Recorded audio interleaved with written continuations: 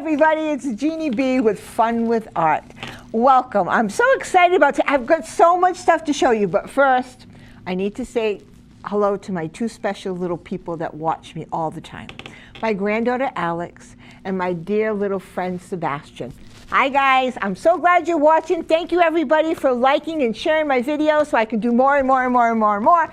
This is awesome. Now you ready for this? I'm ready. Okay, so I talked about doing what's called crackle paint.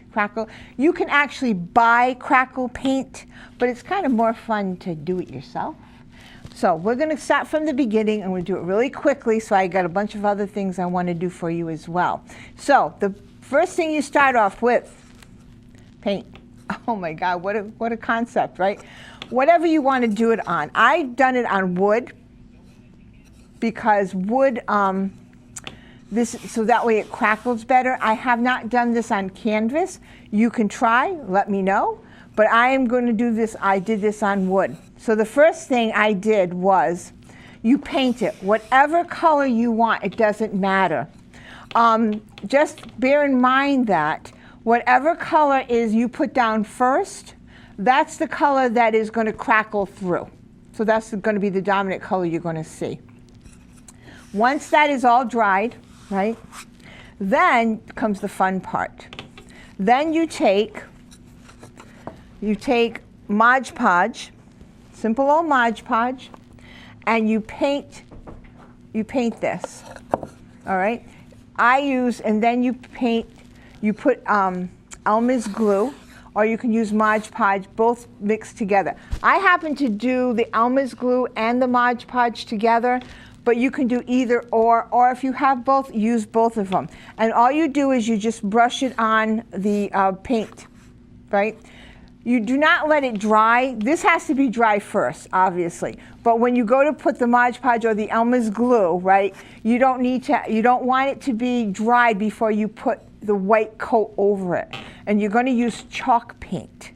Now, the reason I'm saying you don't want it to be dry is because you don't want it to dry first, because that's going to make the crackle when you put the other adhere on top. For instance, if I take, let's start again. I painted it this. I used an acrylic color, okay? Then I took my Elmer's glue or Mod Podge, whichever one you choose to use, or you can use both. Then once that was almost dry but not quite, I then took white chalk paint. Now I'll show you how you can do it with other things, but the white chalk paint seems to work the best. Now why? So when it's dry, okay, as the glue dries underneath the chalk paint, it separates it and it gives it all these crackling looks. And depending on how thick you put the paint on and how thick you put the Elmer's glue or Mod Podge on will give you different effects. So let me show you some of them. The first one is, this one I applied the Elmer's glue and the chalk paint, both. I thickly applied them. So you can see all the different cracks. It looks like wood. Pretty cool, huh? Right? This one, now, I did this one a little different way. I'm not really crazy about this one, but I'll tell you what I did. I used the same formula where I put the paint down. I did either the Elmer's glue or the Mod Podge, and then I put the top coat on. But with this one, I did not use chalk paint. I used acrylic white paint. And you can see it's a totally different look. Right in here, I don't know if the camera lady can get it, but right in here you can just about see where it's crackling. The other part came out very smooth. So you have to kind of play with this, and then you can adjust to what you like. So this one I did, and this one, what I did was, I did it the same way. I tried two things with the acrylic paint on top versus the chalk paint. I like the chalk paint better. I feel it gives it dries easier, and it gives a different look. So with this one, because when I put the acrylic paint on, there was so much paint. And when it was drying, it wasn't leaving me with any kind of cracks. So I took a sandpaper and I sandpapered it. And it gave it like a distressed look, but it's not something that I would call crackled, right? So that's how you do crackling the wood. Now I'm going to show you some other pieces that I did. Now this one, as you can see, this one's got big cracks. I did this with white on white, just for the heck of it, because I wanted to see what was going to happen. And I think it came out all right. Depends on what I want to do with it now, right? Then I took my chalk paint and I decided, you know what, I have a green bathroom, so let me do the green, right? So what I did was, let me repeat this again. You put the paint down. I used chalk paint for this one. I used green chalk paint and I painted the whole thing green. Then with this one, I used Elmer's glue, the regular school glue. And I painted it after the chalk, because chalk paint dries very quickly. I don't know if you guys are familiar with it, but it dries really quick. Once it was dry, then I put the white, the Elmer's glue on it. And then I went back and I did white chalk paint on top. And then this is what you get. Now, what is the secret? It's just not going to dry overnight like that. Trust me, because I did that too. It's called a heat gun. I don't know if you have a blow dryer, the same thing, it's all good. But this just produces heat. And all you do is, after you've applied the first layer, you just take the heat gun and you keep going over it. And it allows the Elmer's glue or the Mod Podge underneath to dry a lot faster. And that way, this way, I like things done quickly, right? So that's why I do it. But it also allows it to dry faster. And you can actually see, if you hold it really close to it, on certain spots, like you can see here, I was able to get a bigger piece. Now, you're saying, okay, Jeannie, these are really cool, but what the heck am I going to do with them? So then you take them. Now this one has been crackled, right? And these are just adhesive stickers. Pretty cool, huh? So if you wanted, you could put someone's name up here. You could put welcome. You could put, all kinds of different sayings, whatever, thank you, however. And it makes a nice little hanging board that you can put on a wall. Now, what are these things? I found these, and I'm going to show them to you. They're really simple. I found them on Amazon, actually, and they're, because I knew I wasn't going to be able to get them off because, that's just how life can be sometimes, right? When you want everything to become perfect, it just doesn't happen, and that's what is going to happen. So if I can get the little corner off, I'll show you exactly what the heck these are. So I'm going to, I should have started this at home, but I was afraid by the time I got home it would not work. So now, they're a little bit different than, like you're saying, well, it looks like a sticker. A little bit different. They're plastic appliques. So like you can cut these whatever you want. I did just this one, and I just put it on a piece of wood. And then I just kind of blended it down, because if you look, you can't see the plastic. And that's what makes it kind of unique. You rub them like a transfer. So let me show you. You put it down. I knew I forgot I had a tongue depressor and I forgot it. So I don't know, a lot of you are a lot younger than I am, but when I was a kid, they had these things where it was similar just to this, and they were like cartoon things, and you would take them, you would put them on the board, and then you would rub them, right, and then they would stick to it. So these are basically the same thing. So what I'm going to do is I'm going to take this, and I'm going to just apply it on here like this. All right, and then what I'm going to do is I'm going to use one of these because I forgot my little tongue depressor, but you just rub it. You can even use your finger. It doesn't really matter. I'm going to use my finger because I think if I use that, it's going to tear through the plastic. And what happens is it will now stick to the wood, hopefully, because I don't know about you, but sometimes I'll do something, it comes out perfect, and then I get here. It's just like, doesn't work at all. So, life can be like that, right? Oh, see? What did I tell you? It is what it is, and that is enough. So now, let me see if I can show you without making a total mess. You pull this up, and hopefully it is going to adhere. I left my tongue depressor at home. but you get the gist, right, of what this is all about. And see, it's kind of cool. I mean, they come in all different kinds of ones that you can use. And I believe you can also use these on canvases, however you want.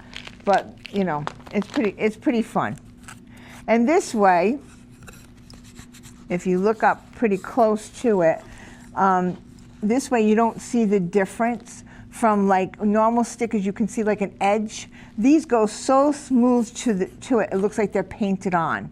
They're really pretty cool. I like them. I bought all different kinds. So when my grandkids come, I think we'll be putting these all over the place. So that'll be pretty cool. I'll let you know.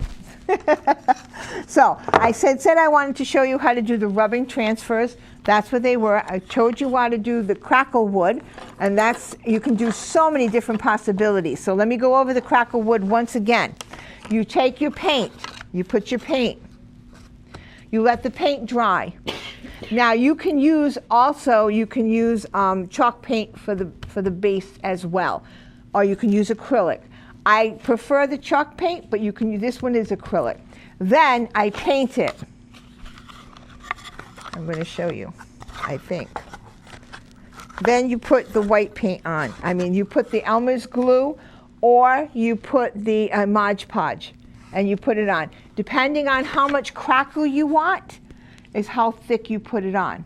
Then you take your regular paint, you give it a few minutes, you know, not a whole lot. Give it a few minutes to kind of adhere, and then you put your white paint over it, usually chalk paint. You can use acrylic, but the acrylic comes out a little bit smoother than the actual chalk paint. Then you take your heat gun, and then you just start to let it go. And it's kind of fun to watch it kind of crackle itself.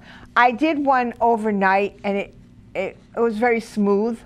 But this works a lot better with a heat gun. If you don't have a heat gun, a blow dryer will work. And I'm sure most of you have blow dryers. Just be careful you don't put it too close to the paint, because you don't want to get it on your blow dryer and you don't want to start a fire. But a heat gun will just kind of make it crackle really quickly. Okay, so we did that. Now the next thing I wanted to show you was, we had talked about different ways to do different types of things to make pictures. I like to paint, but I also like to be creative, and I like 3D things. For instance, let me just show you. I usually, in my painting, I'll use matte gel. I have to put this on because I lost the inside cover, and if I don't, it's going to stick and I'll never get the thing open, and it's kind of expensive, so sorry. But this is modeling paste, all right? It's a little bit thicker. And then this, of all things, this crackle, this spackling works marvelous to make different dimensions on your paintings. Yes, you can mix this with the molding mud. Yes, you can mix this with the gel. And I'm going to show you some different things that I can to allow you to see what you can actually do with them. For instance, this is spackling. That's all this is, right? And it gives a lighter texture. You can mix spackling with paint. So I did it all in white because it was just easier. But you can mix spackling, like say you want to put a couple of drops of red. However, whatever color you want, just make sure it's really mixed very well before you start to do anything with it. With this, I did this, how? I took the spackling and I just made it nice and smooth. Then I took simple old saran wrap and I just went like that. And I made it come up like that. So it gives a softer texture. Suppose you're doing a painting and you just want a little bit of texture on your moon that you just drew, right? So that's how you would do that, and you let it dry. So it does give very little texture. You can use this also for grass, like if you want to do a little bit of raised grass, you know, you do it green, or you can go back in and just dab it green, dab it red, dab it black. You don't have to actually mix the paint with it if you don't want to. It's all up to you. So that was the spackling. The next thing I did was, you want to laugh? I had to put myself notes, because sometimes I forget stuff, and that's okay, right? That's how life is. Sometimes I'll go in the room and I forget what I'm going in for because my mind is busy. It's okay. So this is the paste. All right, this is the modeling paste. This is thicker. It's stronger. And it's good to, you can add color to it. I've not put, all I've added to this, I have not used chalk paint with it, so I don't know that, but I do know you can put acrylic paint with this. Now, look at that structure. Now, what would you use that for? Suppose you were painting and you just needed the side of the house. You needed a window to have panes in it, right? So what I did was I took this, it was just chicken wire. I cut a piece of chicken wire, and all I did was put it down, and I put the molding paste on it. And then I just lifted it up and let it dry. So there's just different techniques that you can use in order for you to do different things on your paintings when you're doing them. You can use this on wood, you can use this on canvas. Trust me, you can use it anywhere you want. Now, this one is the lightweight spackling, and this one I wanted to show you because I did this with foil, aluminum foil, but if you can see, they're bigger peaks. Suppose you need a topping for your mountain, and you don't want it to be flat. You want it to be a little bit 3D. So you could use this technique and put the snow on your mountain, or snow coming down. You can use this for a lot of different techniques in your painting. So these are just, all it is spackling. And then you just let it dry. And yes, you can paint this. Yes, you can add color to it as well. Now this one, I wanted you to see the difference between the sparkle and the gel. This is the sparkle. This is the gel. So this way you can see that the sparkle will give a little bit more texture to it, a little bit tighter. The gel is very, very smooth. Just like think of a gel that you put on your hair. I was a hairdresser, so we're going to use those references, sorry. And so it gives a little smoother look. Now you can use this for a side of a building. Suppose you want a little bit of stucco on your building that you're making. You're building a little fairy house, you want a little bit of stucco. So you would use the gel in your paint, and that will give it a little bit more texture, okay? So I just wanted you to see the difference on those two things. Okay, so the next thing is, how are we doing for time over there?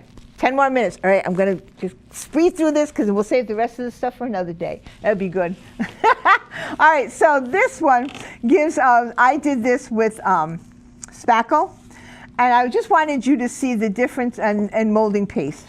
But I wanted you to see what you could do with your spatulas, and you just go like this, right? Just like you're going to do a wall, and that will give you different textures to use in your paintings. Now, I've seen some people actually do this. They make beautiful, I have done them. You make beautiful flowers out of this molding mud. You can go very smooth, and maybe next time that's what I'll do, is I'll do the flower version so you can actually see how to do them and create them yourself. This, again, is just a spackling, but I wanted you to see the difference.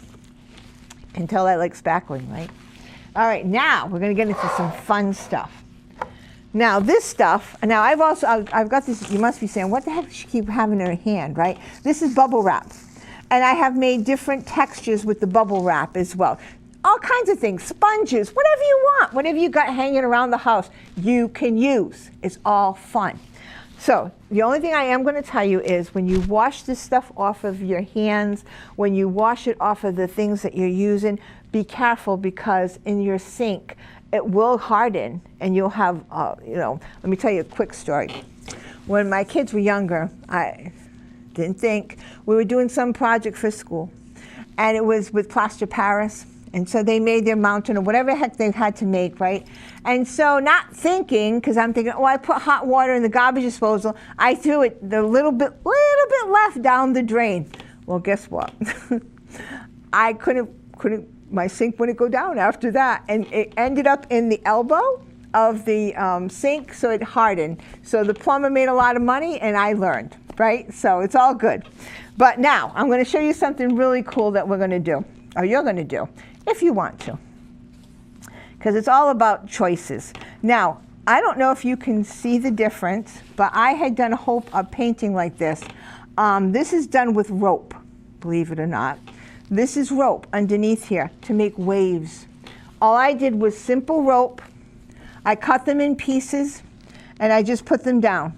And then I put the molding mud mixed with the spackling together over it. But I mixed it with, obviously, with color blue. To make the big long waves, I made the rope long. I mean, it gets messy, but it's a lot of fun. So if you're trying to make an ocean and you're trying to make a wave or you're trying to make something happen, you can use the various things to allow them to work for you, like everything else, right? So use the stuff you have around you, and you'll understand, what it's all about, and you'll be able to have a lot of fun with this. And with this, so you could see the difference, I just made little peaks. So that's that. I also wanted you to see how you could just take the molding mud and just make, like, they're supposed to be roses. I don't know if they look like roses, they don't look like roses, but they were supposed to be flowers. I just wanted you to see all the different options you could do with the molded mud, the spackling and the gel. I don't use the gel a lot, as you can see, because I like a lot of texture. The gel I like for smoothing things, that's about it. And then this was just to show you the difference of how you can just go in with these and just kind of smooth it like this. So that way it's all intact. You can make it look like waves, you can make it look like the sky. You can do so many different things with the different things I brought today, so that way you have enough options to create. That's what it's all about. In this day and age, there's so much going on in the world. It's nice to be able to go and sit, and say, okay, what am I going to make today? Right now, I'm in the middle of a project. It's like 5 feet long. It's a wooden board. And I decided that I drew 2 trees on it. And one tree I actually found online, and I didn't know they had this. And I'll bring a piece in next time. It's cork, but it's colored cork. It's patterns. It's beautiful. So the tree that I drew, I am now cutting the pieces to fit the tree. So sometimes in life, we have to kind of cut corners, or we have to do things, to make things work for ourselves, and that's okay, right? And so showing you all of this, you can take this. It's simple stuff. It's inexpensive. You can get it anywhere. And then you can take it and you can go use it on your canvases. You can create, you can do all kinds of different things. And sometimes it's that space we need just to allow ourselves and allow our minds to rest. So I hope that next time I'm going to show you, we've got 5 more minutes, so hold on.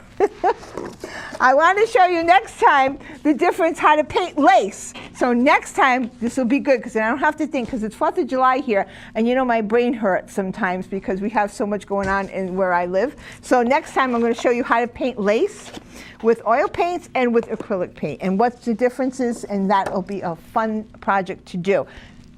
All of you, thank you so much for liking my page. Thank you so much for sharing this with others. I hope this was helpful. I hope this was fun. Trust me, your kids will love this. But if you do it with kids, do it outside. That way you can just hold them down. That's what I did. Have a wonderful summer, and I'll see you next month. Bye-bye.